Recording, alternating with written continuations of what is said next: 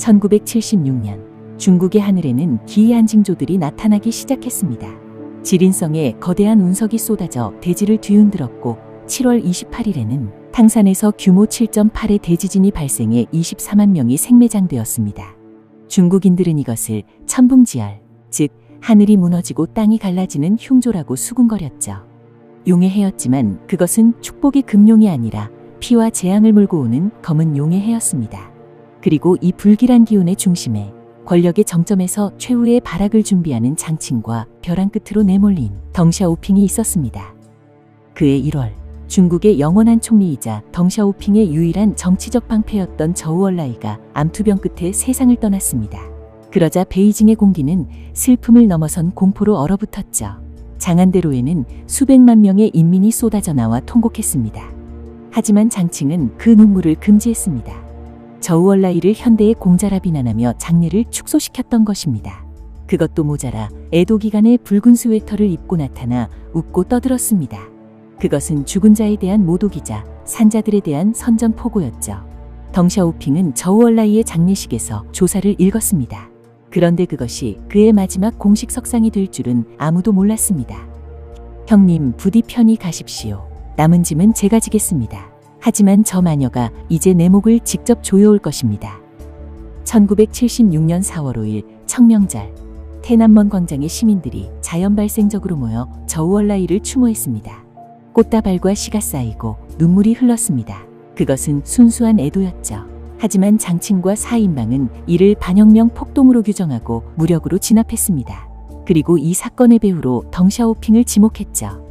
마오쩌둥은 이미 병석에 누워 판단력이 흐려져 있었습니다. 그리고 이를 이용한 장칭의 끊임없는 세뇌에 마오쩌둥은 결국 서명하고 말았습니다. 이제 덩샤오핑은 다시 모든 권력을 박탈당했습니다. 10년 전 문화대혁명의 악몽이 그대로 재현된 것입니다. 하지만 이번은 상황이 훨씬 더 위태로웠습니다. 10년 전에는 지방 유배로 끝났지만 이번에는 장칭이 그의 목숨을 노리고 있었기 때문이죠. 덩샤오핑은 베이징 자택에 가택 연금되었습니다.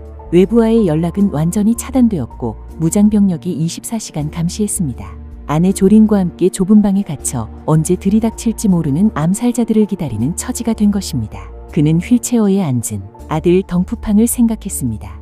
내가 죽으면 저 아이는 누가 지키는가? 공포는 실체가 되어 목을 조여왔지만 덩샤오핑은 무너지지 않았습니다.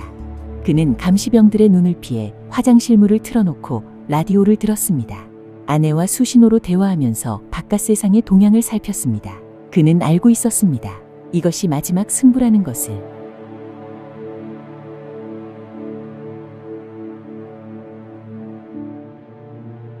(1976년 9월 9일) 마침내 거대한 산이 무너졌습니다. 현대 중국의 황제 마오쩌둥이 사망한 것입니다. 8억 인민이 통곡했습니다. 하지만 중나라의 권력자들은 눈물을 흘릴 새가 없었습니다. 절대 권력자가 사라지자 서로 진공 상태를 차지하기 위해 늑대들이 이빨을 드러냈기 때문이죠. 장칭은 상복도 입기 전에 마오쩌둥의 비서실에 들이닥쳐 기밀 서류와 인장을 탈취하려 했습니다. 그녀는 자신이 마오의 뒤를 이어 당 주석이 되어야 한다고 믿어 의심치 않았습니다. 공개석상에 서 자신을 당의 어머니라 칭하기 시작했고 상하이 민병대에 무기를 지급하며 무력 시위를 준비했습니다. 내가 곧 법이다. 덩샤오핑을 끌어내어 처형하고 낡은 관료들을 모조리 쓸어버리겠다. 장칭은 살생부를 작성했습니다. 그 명단 맨 위에는 언제나 덩샤오핑의 이름이 적혀 있었죠. 그녀는 마오의 시신 앞에서 맹세했습니다. 주석, 당신이 이루지 못한 혁명을 제가 완성하겠습니다. 피의 숙청으로 이 땅을 정화하겠습니다.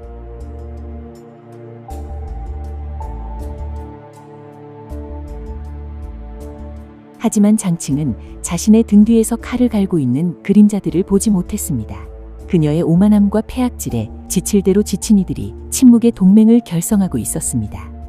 군부 원로 예제닝 원수, 마오쩌둥의 경호실장 왕둥신, 그리고 마오가 지명한 과도기후 계자 화거펑. 덩샤오핑은 가택연금 상태였지만 비밀 연락망을 통해 예제닝과 소통하고 있었습니다. 예제닝이 이렇게 말했죠. 선제 공격만이 살 길입니다. 사인방이 손을 쓰기 전에 우리가 먼저 쳐야 합니다. 뱀의 머리를 단번에 잘라내야 합니다. 그러자 국가지도자 화거펑도 동의합니다. 사인방을 분쇄합시다. 이렇게 거사일은 10월 6일로 정해졌습니다. 그날 밤 마오쩌둥 선집 출판회의를 소집한다는 명목으로 4인방이 유인되었습니다. 아무것도 모르는 장춘차오와 왕웅원이 회의장에 들어선 순간 어둠 속에 잠복해 있던 특수부대가 그들에게 덮쳤습니다. 젊은 왕웅원은 격렬하게 저항했지만 제압당해 바닥에 처박혔고 장춘차오는 사색이 되어 벌벌 떨면서 수갑을 찼습니다. 야오원위안도 자택에서 체포됐죠. 모든 것이 전광석화처럼 피 한 방울 흘리지 않고 처리되었습니다. 남은 것은 단 한 사람, 붉은 여제 장칭뿐이었습니다. 같은 시각 장칭은 중나나이 자신의 방에서 비단 잠옷을 입고 소파에 앉아 서류를 검토하고 있었습니다. 기록에 따라서는 멜론을 먹으면서 서양 영화를 보고 있었다고도 합니다. 자신이 인민에게는 절대 금지시켰던 서양 영화를 말이죠. 그녀는 꿈에도 몰랐습니다. 자신의 세상이 이미 무너졌다는 것을. 황하고 문이 열리고 총을 든 군인들이 들이닥쳤습니다. 그러자 장칭은 너희들은 누구냐? 감히 여기가 어디라고? 당장 나가라. 그러자 작전지휘관은 장칭 동지, 당 중앙의 결정에 의해 당신을 격리심사하기로 했습니다. 순순히 따르시오. 뭐 당 중앙? 내가 곧 당 중앙이다. 하고펑이 시켰느냐? 그 멍청이가 감히 나를. 그녀는 탁자 위 물건들을 집어던지며 화장실로 도망치려 했지만 군인들에게 끌려 나왔습니다. 나는 마오 주석의 아내다. 너희들은 반란군이다. 주석의 영혼이 너희를 저주할 것이다.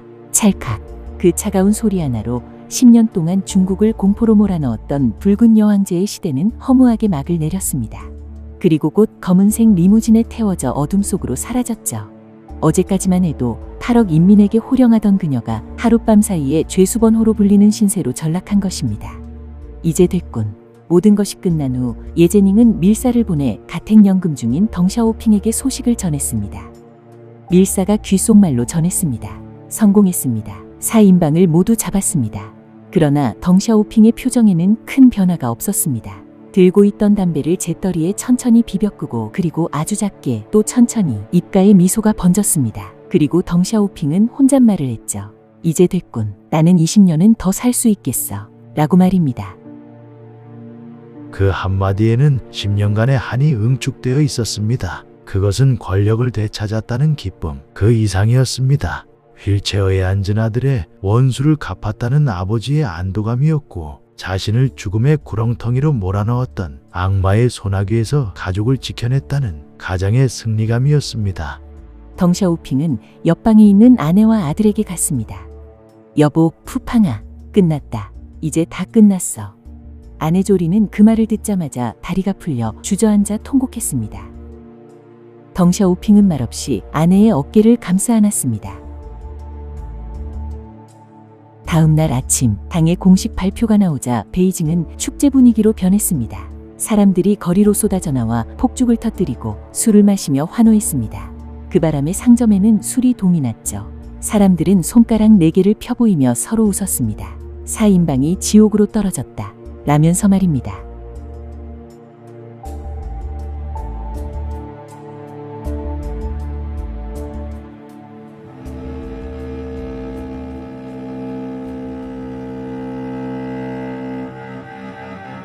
(1976년) 장칭이 체포된 이후 4년이라는 긴 침묵의 시간이 흘렀습니다. 그 사이 덩샤오핑은 장칭을 즉시 죽이지 않았습니다. 그는 그녀를 독방에 가두어 세상과 완전히 차단한 채 그녀의 권력이 모래성처럼 무너져 내리는 것을, 그녀가 신처럼 떠받들던 마오쩌둥의 사상이 실사굿이라는 새로운 이념에 의해 대체되는 것을, 이 모든 것을 차가운 벽 너머로 느끼게 했습니다. 그것은 육체를 죽이는 것보다 더 고통스러운 영혼을 말려 죽이는 형벌이었죠. 그리고 마침내 덩샤오핑은 그녀를 세상 앞에 끌어냈습니다. 그녀가 아직 살아있는 동안 그 정치적 생명을 완전히 끊어놓기 위해, 그리고 인민들 앞에서 그 광기의 시대를 발가벗겨 전시하기 위해서였습니다. 1980년 11월 20일 오후 3시 무거운 철문이 열리고 66세의 장칭이 모습을 드러냈습니다. 죄수번호 7604가 찍힌 헐렁한 검은 죄수복을 입고 있었지만 그녀의 턱은 여전히 오만하게 치켜 올려져 있었습니다. 그녀는 수갑을 찬 손으로 머리카락을 쓸어넘기며 방청석을 노려보았습니다. 그 눈빛에는 두려움 대신 경멸과 광기가 서려 있었죠. 법정에는 35명의 재판관과 600여 명의 방청객이 숨을 죽이고 있었습니다.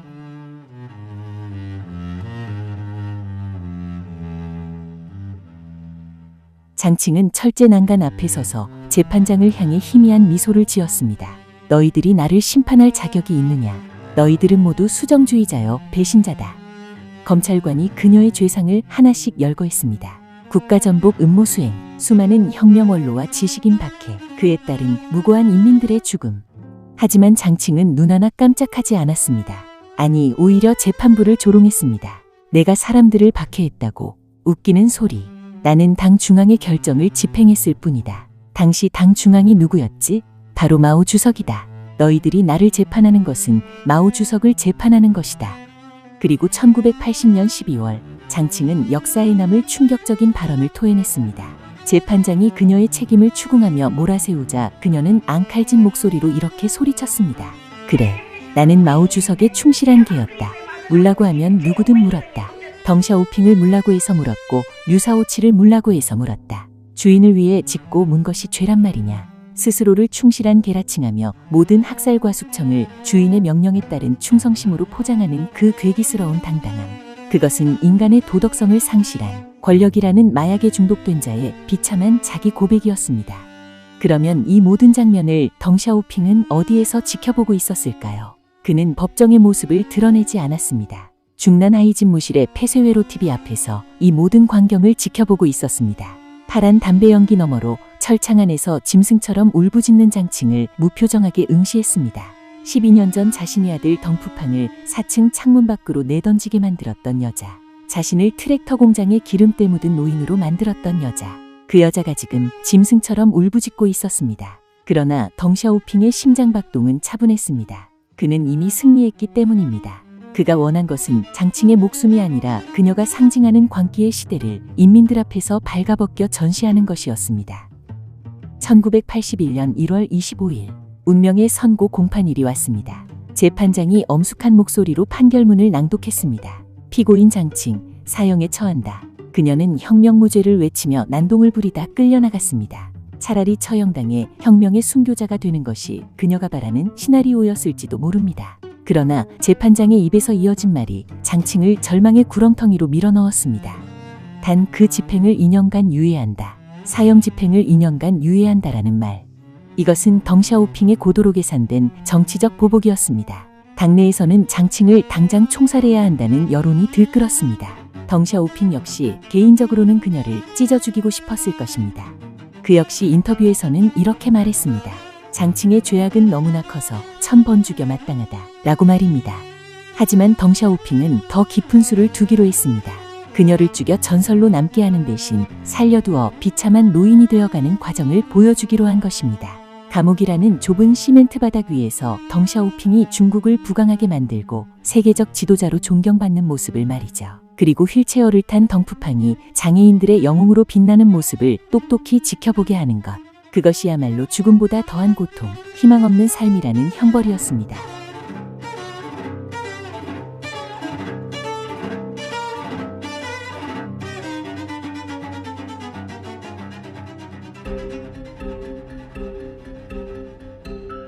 (1980년대) 중국은 덩샤오핑의 개혁개방 정책으로 눈부시게 변모해 갔습니다. 베이징에는 고층 빌딩이 들어서고 사람들은 청바지를 입고 팝송을 들었으며 시장에는 물건이 넘쳐났습니다. 장칭은 신문과 라디오로 이 소식을 들을 때마다 발작적인 분노를 터뜨렸죠. 수정주의자들이 나라를 팔아먹고 있다. 자본주의의 독초가 만발했다. 그녀는 독방벽에 머리를 찌으며 저주를 퍼부었지만 아무도 귀 기울이지 않았습니다. 간수들은 그녀를 미친 할머니 취급하며 비웃었죠. 그녀가 만든 작품들, 써내려간 문장들, 외쳐온 사상, 그 모든 것이 쓰레기통에 처박혔습니다. 반면 덩샤오핑의 집안은 웃음꽃이 피었습니다. 덩푸팡은 1984년 중국 장애인 복지기금회를, 1988년에는 중국 장애인 연합회를 창설했습니다. 마오쩌둥 시대에선 쓸모없는 식충이 취급을 받던 장애인들이 처음으로 존엄한 인간으로 대우받게 된 것이죠. 2003년 덩푸팡은 그 공로를 인정받아 유엔 인권상을 수상했습니다. 중국인 최초였죠. 시상식장에서 휠체어를 타고 단상에 오른 덩푸팡의 모습이 전 세계에 생중계되었습니다. 덩푸팡은 이렇게 수상소감을 밝혔습니다. 이 상은 저 개인의 것이 아니라 고통 속에서도 희망을 잃지 않은 모든 장애인의 것입니다. 그리고 이 상을 저를 포기하지 않고 지켜주신 아버지께 바칩니다. 그 순간 장칭이 그에게 가했던 폭력은 상처가 아니라 훈장이 되었습니다. 그녀가 덩프팡을 4층에서 밀어버린 것은 그를 죽이기 위함이었지만 결과적으로는 그를 더 높은 곳으로 날아오르게 한 날개를 달아준 셈이 되었으니까요. 덩샤오핑은 텔레비전 앞에서 자랑스러운 아들의 모습을 바라보며 흐뭇한 미소를 지었습니다. 그 미소 뒤에는 말로 하지 않은 승리 선언이 담겨 있었습니다. 장칭, 네가 부러뜨린 내 아들이 이렇게 훌륭하게 자랐다. 너는 실패했고 나는 승리했다. 라는 선언 말이죠. 1991년 5월 베이징은 활기에 넘쳐 있었습니다. 아시안 게임을 성공적으로 치러낸 중국은 경제대국으로 비상하고 있었습니다. 거리에는 자전거 대신 자동차가 늘어났고 젊은이들은 청바지를 입고 치킨을 먹으며 미래를 이야기했습니다. 하지만 베이징 공안병원 2층의 한 특별병실은 시간이 멈춘 듯 고요하고 음산했습니다. 그곳에는 한때 8억 인민에게 호령했던 붉은 여왕제 장칭이 죽음을 기다리고 있었습니다. 77세의 장칭은 이제 더 이상 우리가 알던 그 표독스러운 여인이 아니었습니다. 감옥 생활 10년이 그녀의 육체를 철저히 파괴했습니다. 트레이드마크였던 검은 머리카락은 다 빠져 듬성듬성했고 피부는 말린 과일 껍질처럼 쭈글쭈글했습니다. 그녀는 인후암 말기였죠. 목소리를 무기로 세상을 지배하려 했던 여자의 목구멍에서 자라나는 암세포는 신이 내린 잔혹한 형벌과도 같았습니다. 의사들은 수술을 권유했습니다. 수술을 받으시면 살 수 있습니다. 하지만 장칭은 고개를 저었습니다. 내 목에 칼을 대겠다고 덩샤오핑이 시켰느냐? 내 목소리를 영원히 빼앗으려고. 절대 안 돼. 나는 주석 곁으로 갈 때 온전한 몸으로 가겠다. 그녀는 치료를 거부했습니다. 덩샤오핑이 지배하는 세상에서 목숨을 구걸하는 것은 죽음보다 더한 수치였던 것입니다. 그녀는 매일 병상에 앉아 마오쩌둥 전집을 읽거나 창밖의 좁은 하늘을 바라보며 혼잣말을 중얼거렸습니다. 주석 보고 계십니까? 저 수정주의자 덩샤오핑이 나라를 망치고 있습니다. 그녀의 시간은 멈춰 있었습니다. 하지만 세상은 그녀를 비웃으며 빠르게 앞으로 나아가고 있었습니다.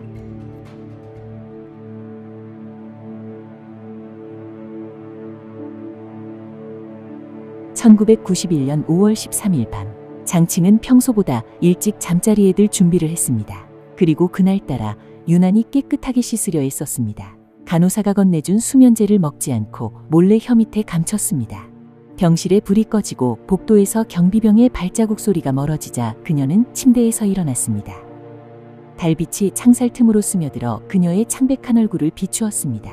그녀는 주머니에서 손수건들을 꺼냈습니다. 감옥에서 틈틈이 모아둔 손수건들이었습니다. 떨리는 손으로 손수건을 하나씩 묶어 긴 매듭을 만들었습니다. 그 매듭은 그녀가 세상에 남기는 마지막 밧줄이자 마오쩌둥에게로 가는 달이었습니다.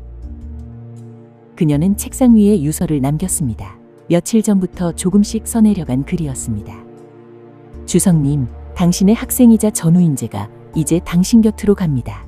덩샤오핑이 승리했습니다. 하지만 역사는 그를 배신자로 기록할 것입니다. 저는 굴복하지 않았습니다. 당신과 내가 했던 혁명은 무죄이니까요. 그녀는 붓을 내려놓고 가장 아끼던 마오쩌둥 사진을 가슴에 품었습니다. 그리고 비틀거리는 걸음으로 화장실로 향했습니다. 5월 14일 새벽 3시 병원 화장실의 차가운 타일바닥. 장칭은 세면대 위 배관에 손수건 매듭을 걸었습니다. 그리고 의자 위에 올라섰습니다. 거울 속에 비친 자신의 얼굴을 마지막으로 바라보았습니다. 한때 상하이의 여배우였고 영부인이었고 문화대혁명의 기수였던 여자. 그러나 이제는 아무것도 아닌 늙고 병든 죄수. 마오 주석. 그 짧은 속삭임과 함께 그녀는 의자를 발로 걷어찼습니다. 그렇게 한 시대를 피로 물들였던 붉은 여왕제는 가장 누추하고 또 가장 고독한 곳에서 스스로 생을 마감했습니다. 덩샤오핑이 그녀에게 내린 희망 없는 삶이라는 형벌을 더 이상 견디지 못하고 스스로 형집행을 마무리한 것입니다. 다음 날 아침 간호사가 시신을 발견했습니다. 병원은 발칵 뒤집혔지만 소식은 철저히 통제되었습니다. 시신은 즉시 화장터로 옮겨졌습니다. 가족도 추종자도 조문객도 없는 쓸쓸한 장례였습니다. 화장터 접수대장에는 장칭이라는 이름 대신 리룬칭이라는 가명만이 적혔습니다. 죽어서조차 자신의 이름을 쓰지 못한 것입니다. 공식 사망 발표가 나온 것은 그로부터 3주가 지난 후였습니다. 신화통신의 짤막한 기사는 이렇게 쓰여 있었습니다. 반혁명 집단의 수괴, 장칭이 5월 14일 자살했다. 라고 말이죠.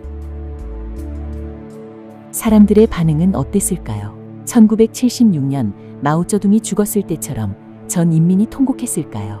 아니면 그녀의 추종자들이 폭동을 일으켰을까요? 아무 일도 일어나지 않았습니다. 대신 모든 베이징 시민, 아니 모든 중국인들이 이구동성으로 그 마녀가 이제야 죽었어. 너무 늦게 죽었지라는 말을 했습니다. 그것은 증오보다 더 무서운 무관심과 경멸이었습니다. 사람들은 이미 덩샤오핑이 만들어준 풍요로운 삶에 취해 있었고 장칭은 끔찍했던 옛날 이야기 속의 악당일 뿐이었습니다. 덩샤오핑은 총칼을 쓰지 않고도 그녀를 완벽하게 지워버렸습니다. 무덤조차 만들어지지 않았습니다. 죽어서 순교자가 되어 추앙받는 것을 허락하지 않은 것입니다. 천안문 사태가 유혈 진압된 지 3년 후인 1992년 봄, 장칭이 죽고 1년도 채 지나지 않아 88세의 덩샤오핑은 마지막 승부수를 던졌습니다. 남순강화, 즉 자본주의에도 계획이 있고 사회주의에도 시장이 있다 라는 뜻으로 덩샤오핑은 태난문 사태 이후 불거진 이념 논쟁을 정면으로 반박하고 중단됐던 개혁 개방 정책을 다시 추진, 사형기업 대폭 육성, 400여 가지의 규제 완화 등 경제 개방 정책에 속도를 붙였습니다. 은퇴한 노인의 몸이었지만 이 한마디에 중국 전체가 다시 개혁의 가속 페달을 밟게 됐죠.